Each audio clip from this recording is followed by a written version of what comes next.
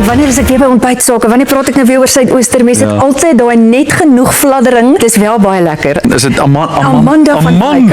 Oh, dis 'n lekker woord. Ek dink 'n sepie is 'n weerspieëling van die samelewing. Ek was 2 keer in die goalie. Wat? Ek praat met energie, ek praat met my hande, ek praat met uitroeptekens. Mens kan sien jou. Praat so rustig. En mens kan hoor jou.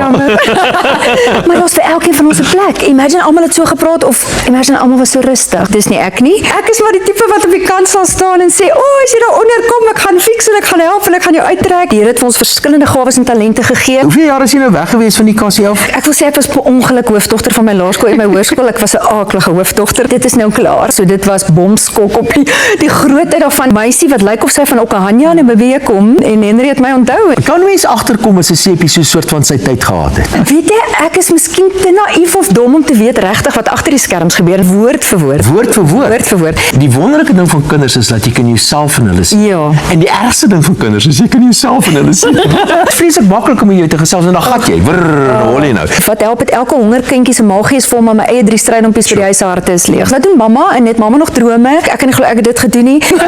Hier wat in die maag aangaan nie.